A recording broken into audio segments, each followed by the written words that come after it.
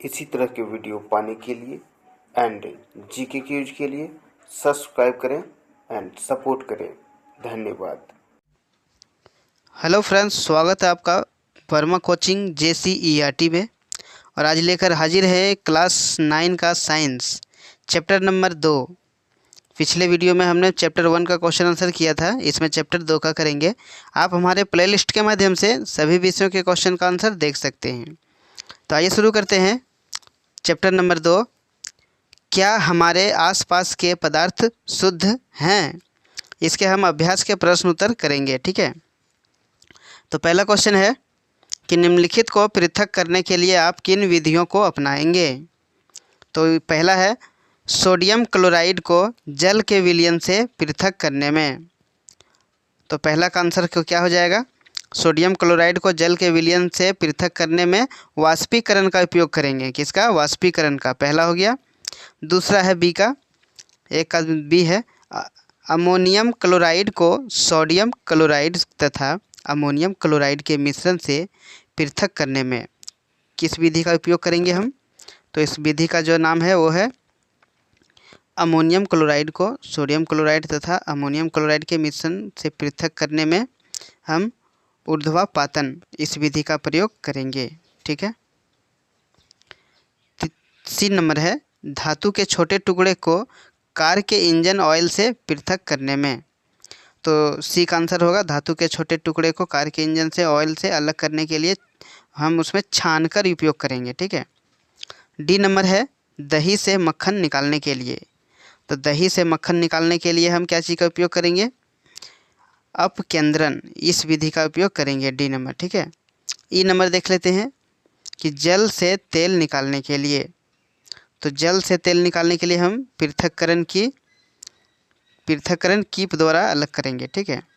F number देख लेते हैं चाय से चाय की पत्तियों को पृथक करने में। तो चाय की पत्तियों से पृथक करने में हम उसको छान कर करेंगे, ठीक है। घर में भी चाय पीते हैं तो चाय की पत्ती को छान कर हम लोग अलग करते हैं, ठीक है। जी नंबर है बालू से लोहे के पिन को पृथक करने में, जी नंबर। तो बालू से लोहे के पिन को अलग करेंगे तो चुंबक द्वारा हम आसानी से कर सकते हैं, ठीक है। एच नंबर देखते हैं भूसे से गेहूं के दानों को पृथक करने में।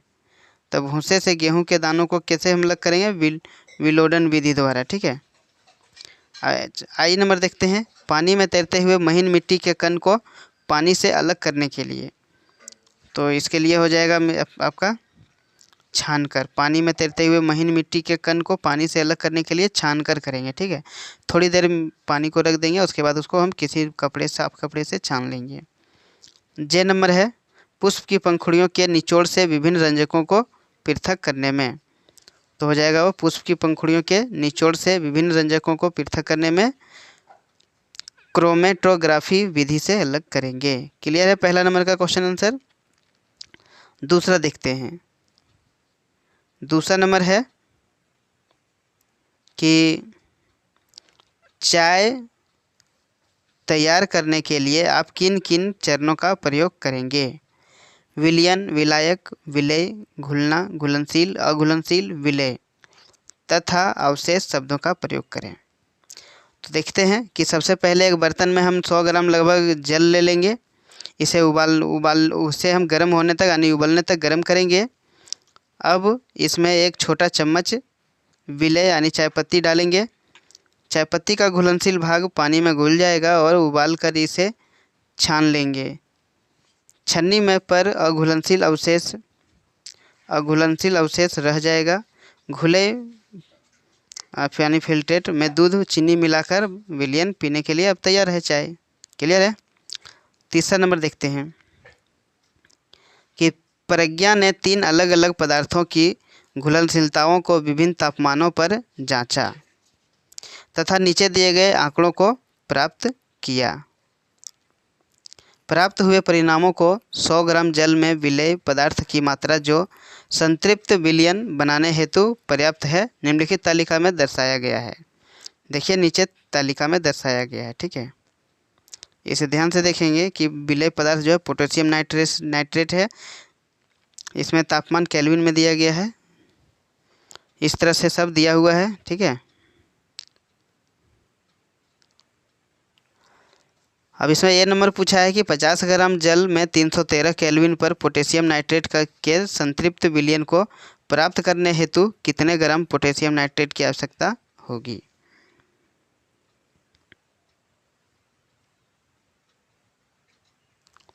बी है प्रज्ञा 353 केल्विन पर पोटेशियम क्लोराइड का एक संतृप्त विलयन तैयार करती है और विलयन को कमरे के तापमान पर ठंडा होने के लिए छोड़ देती है। जब विलयन ठंडा होगा तब क्या अवलोकित करेगी, स्पष्ट करें।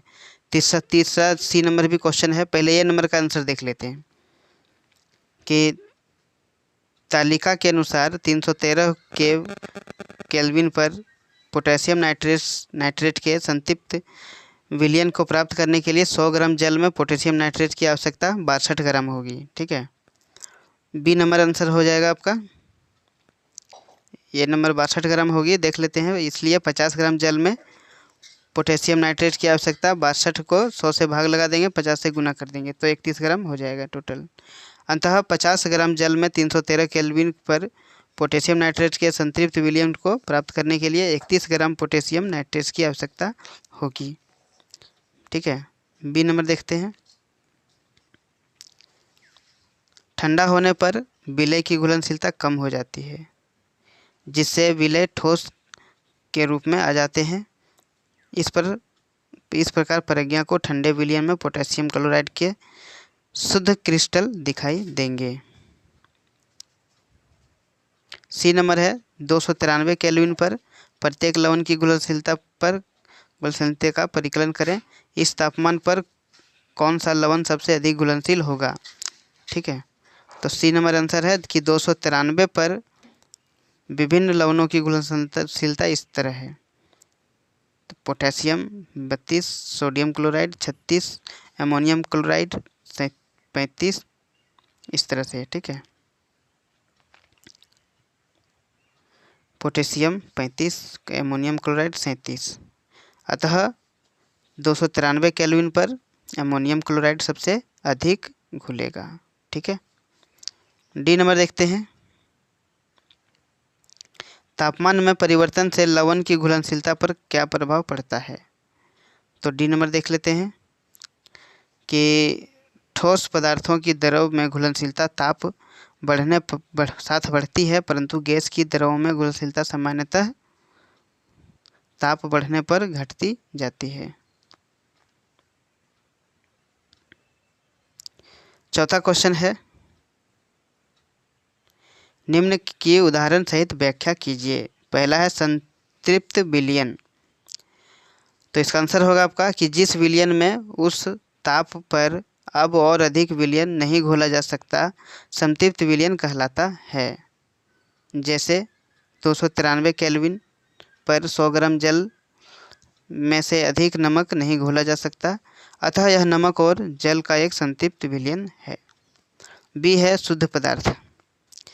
पदार्थ जो एक ही प्रकार के अणुओं और परमाणुओं से मिलकर बने होते हैं शुद्ध पदार्थ कहलाते हैं। शुद्ध पदार्थों के गलनांक और कथनांक निश्चित होते हैं, जैसे सोडियम क्लोराइड यानी नमक, पानी आदि। सी है कोलाइड। कोलाइड उत्तर है इसका कि कोलाइड एक प्रकार का विलयन होता है जिसमें विलय के कणों का आकार वास्तविक विलयन से बड़ा तथा निलंबन के कणों से छोटा होता है। उदाहरण के लिए देखते हैं दूध, रक्त, स्याही, साबुन का घोल। ठीक है, डी है निलंबन। निलंबन क्या होता है। यह एक विषमांगी मिश्रण है जिसमें विलय के कण घुलते नहीं बल्कि माध्यम से समष्टि में निलंबित रहते हैं। ये निलंबित कण आँखों से देखे जा सकते हैं, जैसे चौक और जल का मिश्रण, गंदा पानी, पेंट आदि। अब देखते हैं क्वेश्चन नंबर 5 का। 5 में कि निम्नलिखित में से प्रत्येक को सामग्री और विषमांगी मिश्रणों में वर्गीकृत कीजिए। जैसे सोडा, जल, लकड़ी, बर्फ, वायु, मिट्टी, सिरका, छनी हुई चाय। तो समांगी मिश्रण इसमें जो है सोडा है, जल, वायु, सिरका, छनी हुई चाय। ठीक है,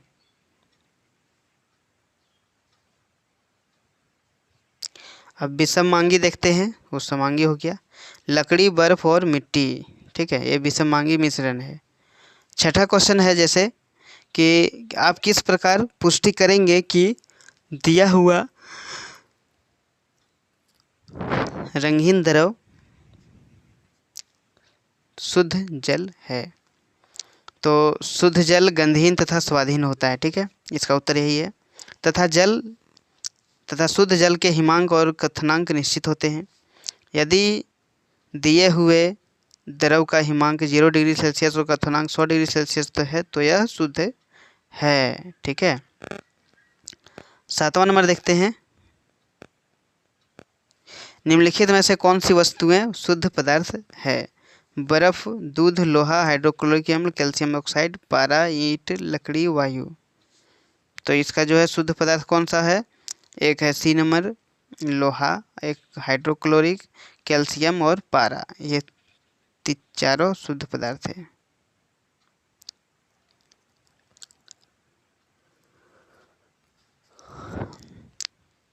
क्वेश्चन नंबर 8 है, निम्नलिखित मिश्रणों में से विलयन की पहचान करें। तो मिट्टी है, समुद्री जल है, वायु, कोयला, सोडा जल है। तो 8वां नंबर तो इसका उत्तर हो जाएगा मिश्रणों में विलयन, समुद्री जल, वायु और सोडा जल, यही आपका आंसर हो जाएगा 8वां नंबर। 9 नंबर का देखते हैं, निम्नलिखित में से कौन सा टिंडल प्रभावित को दर्शाता है? प्रदर्शित करेगा, ठीक है। जैसे नमक का घोल, दूध, कॉपर सल्फेट का विलयन, टॉर्च विलयन। तो इसका आंसर हो जाएगा कि क्लोराइड विलयन टिंडल प्रभाव को प्रदर्शित करता है। एक तो बी नंबर दूध और डी नंबर टॉर्च विलयन टिंडल को प्रदर्शित करते हैं, ठीक है। क्वेश्चन 10 है कि निम्नलिखित को तत्व, यौगिक तथा मिश्रण में वर्गीकृत करें। पहला है सोडियम, दूसरा है मिट्टी तेल, तीसरा चीनी का घोल, चौथा चांदी, पांचवा कैल्शियम कार्बोनेट, टीन, सिलिकॉन, कोयला, वायु, साबुन, मीथेन और कार्बन डाइऑक्साइड, रक्त। तो इसका आंसर आपका हो जाएगा क्या क्या? तत्व जो है सो सोडियम, चांदी, टीन और सिलिकॉन तत्व है। यौगिक जो है सो वो क्या है? कैल्शियम कार्बोनेट, मीथेन और कार्बन डाइऑक्साइड। और मिश्रण क्या हो जाएगा? मिट्टी, चीनी का घोल, कोयला, वायु, साबुन और रक्त, ठीक है। 11वां नंबर लास्ट क्वेश्चन है कि निम्नलिखित में से कौन कौन से परिवर्तन रासायनिक है?